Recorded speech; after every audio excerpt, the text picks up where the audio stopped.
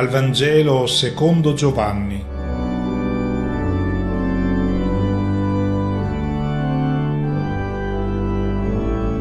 Pilato rientrò nel pretorio, fece chiamare Gesù e gli disse: «Sei tu il re dei Giudei?» Gesù rispose: «Dici questo da te oppure altri ti hanno parlato di me?» Pilato disse: «Sono forse io giudeo? La tua gente e i capi dei sacerdoti ti hanno consegnato a me. Che cosa hai fatto?» Rispose Gesù: «Il mio regno non è da questo mondo. Se il mio regno fosse da questo mondo, i miei servitori avrebbero combattuto perché non fossi consegnato ai giudei. Ma il mio regno non è di quaggiù». Allora Pilato gli disse: «Dunque tu sei re?» Rispose Gesù: «Tu lo dici, io sono re. Per questo io sono nato e per questo sono venuto nel mondo, per dare testimonianza alla verità. Chiunque è dalla verità ascolta la mia voce». Una buona domenica a tutti, sorelle e fratelli. Siamo giunti alla conclusione dell'anno liturgico e oggi celebriamo la festa di Cristo Re. È una festa che è stata istituita recentemente, nel 1925, in un periodo drammatico per l'Europa. Era appena conclusa la Prima Guerra Mondiale e si stava già preparando la Seconda. In Europa stava diffondendosi ovunque un vero delirio per il potere assoluto. In Italia c'era già stata la marcia su Roma, quindi era iniziato il regime fascista. In Russia c'era già Stalin. In Germania stava per arrivare il nazismo. Spagna e Portogallo anche stavano per cadere in mano a regimi totalitari. Ecco, pareva proprio che tutti avessero la pretesa di dominare sul mondo e sui popoli in modo assoluto. È in questo contesto che Pio XI istituisce la festa di Cristo Re. Tutti gli uomini volevano dominare il mondo e il Papa aveva come obiettivo affermare che la storia non apparteneva ai potenti di questo mondo, ma a Cristo. Si cominciavano già a intravedere le follie di questi regimi totalitari che stavano proprio per mettere in atto questi progetti di dominio. È una festa però questa che va presa con cautela, perché può essere equivocata la regalità di Cristo. Incombe sempre, infatti, il pericolo di interpretarla secondo i criteri di questo mondo. Anche i papi direi che non hanno sempre avuto ben chiaro in che consistesse la regalità di Cristo, senza andare nei secoli andati della lotta per le investiture, ma anche recentemente, lo sappiamo, i papi fino a Paolo VI si sono fregiati della tiara del triregno e al momento dell'incoronazione erano proclamati padri dei principi e dei re, rettori del mondo, vicari di Cristo in terra. Non era certo questa la regalità che noi vedremo nel brano evangelico di oggi. La vera regalità di Cristo, in che consiste? È l'ultima domenica dell'anno liturgico e questo ci invita a riflettere sulla conclusione della storia del mondo e anche della nostra vita. In questa storia del mondo noi vediamo succedersi tanti regni, che si combattono gli uni con gli altri per dominare il mondo e poi si succedono gli uni agli altri. Abbiamo visto il regno della nobiltà, il regno delle dinastie, il regno poi dei ricchi che hanno un po', che sono succeduti ai nobili, i regni delle armi di chi aveva in mano il potere della forza. Ecco, proviamo a chiederci, al termine della nostra vita noi ci dovremmo essere schierati per uno di questi regni. A quale regno vogliamo appartenere?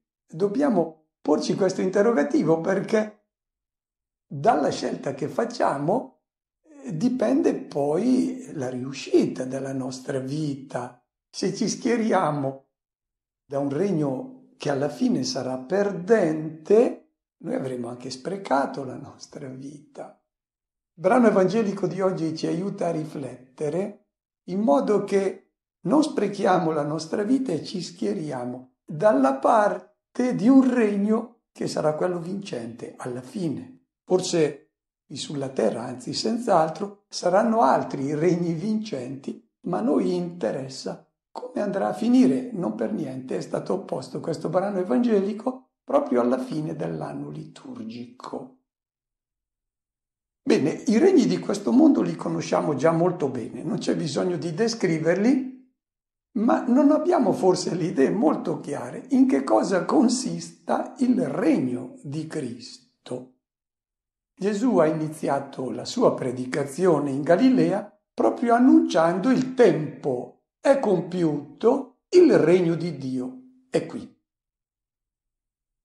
Questa espressione regno di Dio è molto importante nei Vangeli, ricorre ben 104 volte, proprio perché Gesù ha voluto dare inizio in questo mondo a un regno completamente nuovo, non leggermente diverso dai regni di questo mondo, ma addirittura che è l'opposto dei regni di questo mondo. Veniamo al brano evangelico. Pilato rientrò nel pretorio. È importante, vale la pena ambientare l'episodio. Perché? Perché l'Evangelista Giovanni ci presenta 7 scene durante il racconto del processo di Gesù, 7 scene che riguardano la regalità. È un tema quindi molto importante questo, e le 7 scene sono definite dai movimenti, dagli spostamenti di Pilato. Ambientiamo. Alle mie spalle vedete il palazzo di Erode che era diventato poi il pretorio dove era venuto Pilato durante le feste della Pasqua. Ed è proprio durante queste feste di Pasqua che ha dovuto pronunciare la sentenza di condanna di Gesù. Lo vedete il palazzo di Erode. Notate, ci sono 2 parti di questo palazzo. Lo conosciamo molto bene perché Giuseppe Flavio ce lo descrive nei dettagli. E c'erano 2 parti, una a nord e una a sud, il Cesarion e l'Agrippeion. Agrippa, il grande amico e genero di Augusto, e Cesare, non potevano che essere questi i nomi che Erode il Grande aveva dato ai 2 palazzi. Poi c'era un grande atrio, un grande giardino al centro e notate, è importante, l'agorà che si trovava di fronte a questo palazzo, e notate che c'è una porta di ingresso al palazzo. È importante perché?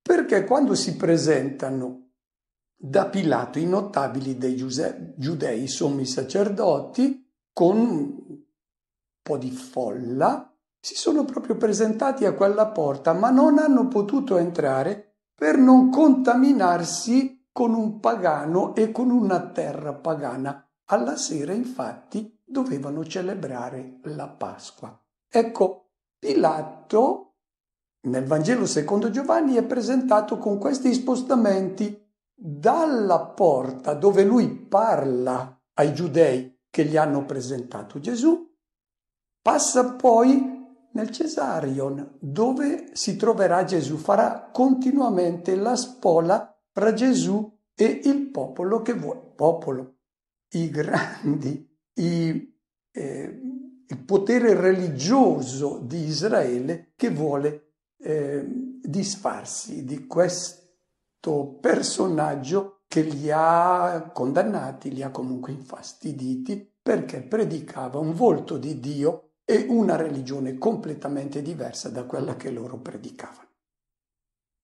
Bene, dopo questo ambientamento diciamo che la scena che viene raccontata nel brano evangelico di oggi è la seconda scena. La prima scena avviene proprio a quella porta che si trova di fronte all'Agorà. La vedete meglio adesso che vi viene indicata.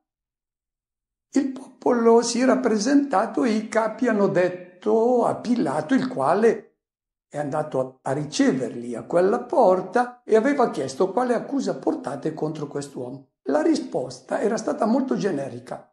Se non fosse un malfattore non te l'avremmo consegnato.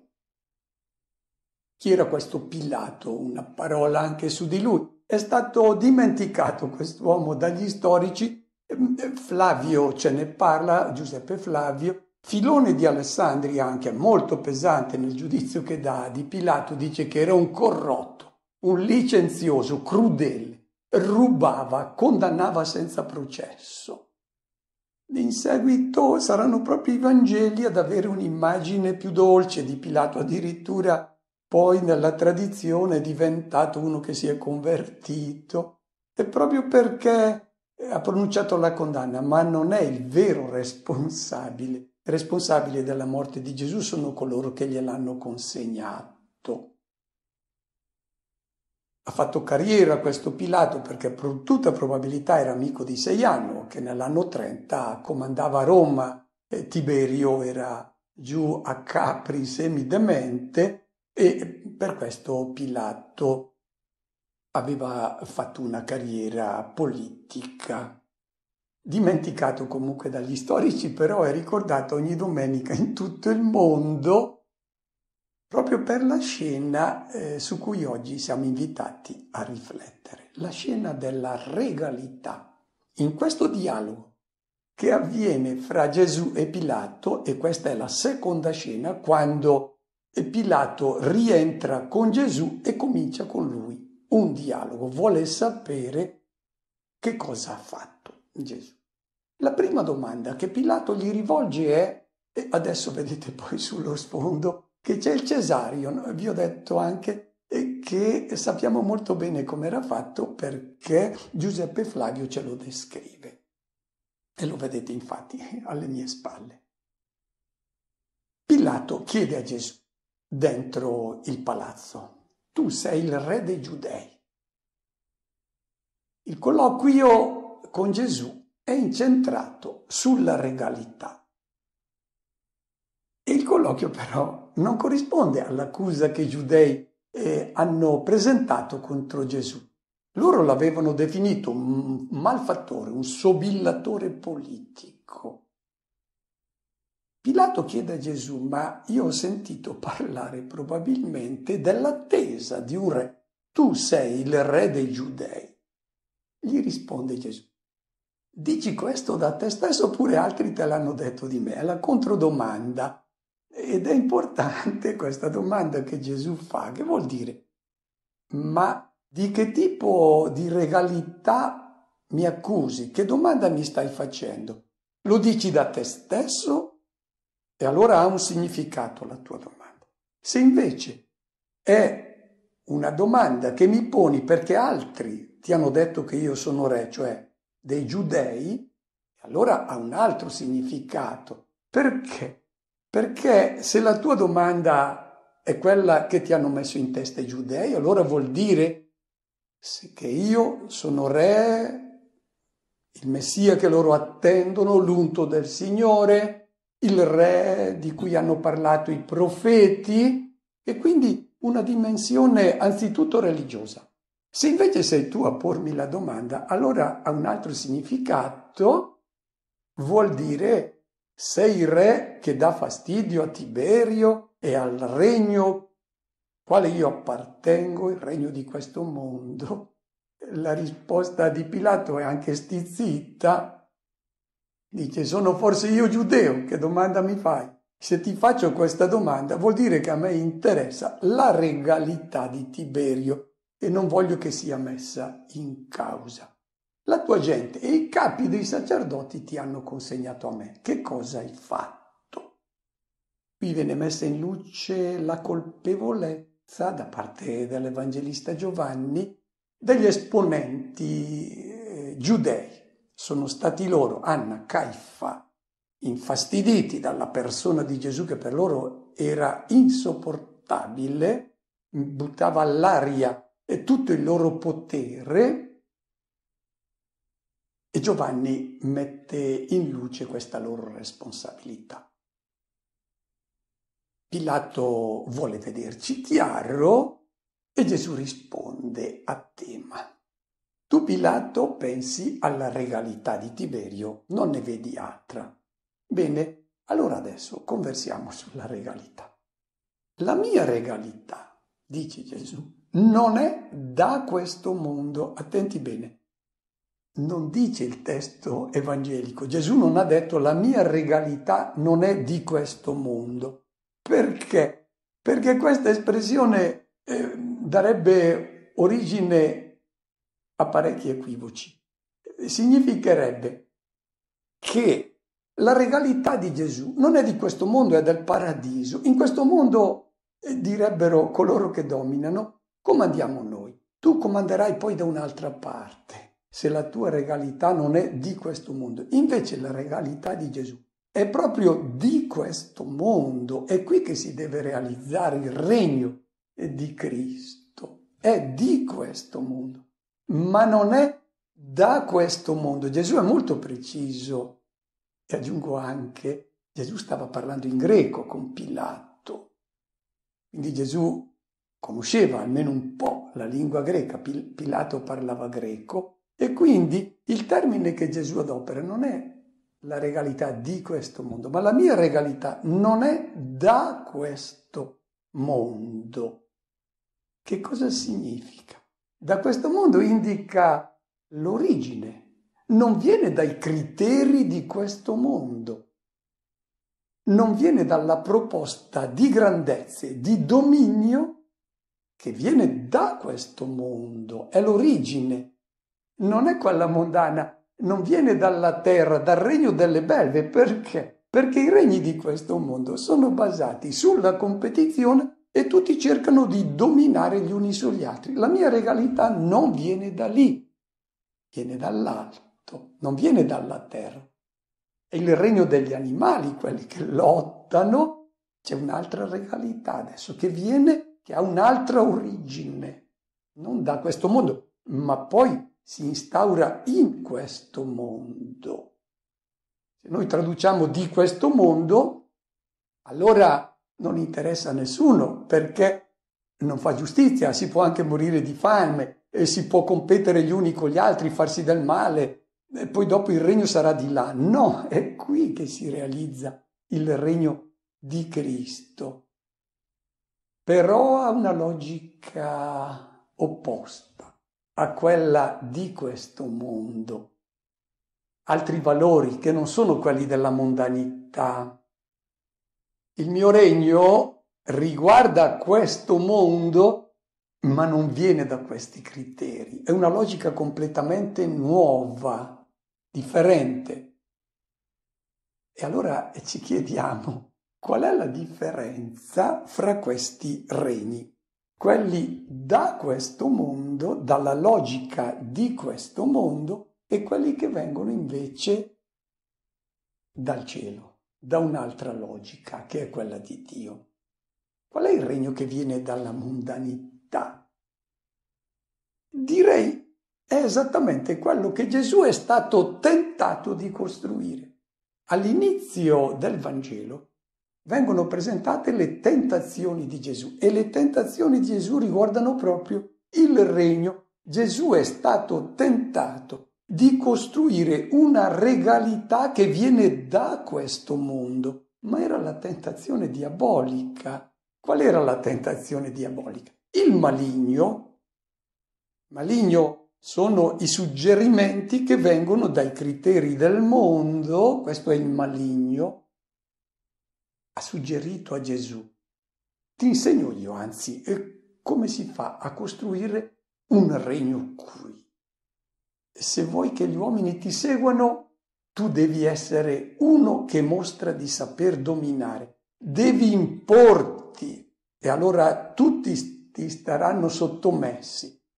E se è necessario, questi sono i criteri di questo mondo per dominare, per instaurare il tuo regno. Se è necessario, ricorre anche all'ingiustizia, alla disonestà, alla violenza, all'oppressione. Questi sono i criteri della regalità che viene dal mondo. E il maligno aveva detto a Gesù: se vuoi avere successo, vuoi essere considerato grande fra gli uomini, segui questi criteri. È esattamente il copione che noi abbiamo visto ripetersi lungo la storia. Qual è la differenza adesso? La prima. Se il mio regno, Gesù cerca di far capire a Pilato la differenza fra questi due regni. Dice: se il mio regno fosse da questo mondo, quindi seguisse i criteri del mondo, che cosa avrebbero fatto i miei servitori?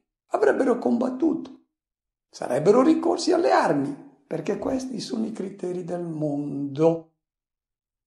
Il regno di questo mondo è il regno della lotta, della guerra, segnato dalla violenza, e noi sappiamo che Gesù ha rifiutato questo regno basato sulla forza e sul dominio. Ha detto a Pietro: rimetti la tua spada nel fodero. Quelli che mettono mano alla spada finiscono per perire di spada. È inevitabile che nello scontro fra violenti uno possa anche vincere, ma poi finirà un giorno e per essere sopraffatto. E Pietro, difatti, in Giovanni non capisce il nuovo regno, che non è basato sulla forza. Pietro era ancora uno che aveva l'idea che il regno si poteva instaurare seguendo i criteri che vengono dal mondo, e quindi è ricorso alla spada. Gesù dice: non è così che si instaura il mio regno. E Gesù adesso sta spiegandolo a Pilato. Prima caratteristica del mio regno è che il vostro è basato sulla forza, il mio no. Pilato gli dice: ma allora tu sei re. Gesù gli dice: tu lo dici. Io sono re. E Pilato non capisce come ci possa essere un re che non combatte. E Gesù continua: per questo sono stato generato, per questo sono venuto nel mondo, per testimoniare la verità. Pilato è difficile che riesca a capire questo discorso, ma cosa intendeva dire Gesù parlando proprio il linguaggio semitico? Quando un semita parla di verità, non intende dire raccontare o non raccontare bugie. Del resto anche noi abbiamo l'idea chiara di che cosa significhi vero. Per esempio, quando noi diciamo è vero caffè, tendiamo a dire che non è surrogato, non è un derivato, non è un sottoprodotto, è vero. Corrisponde all'identità del caffè.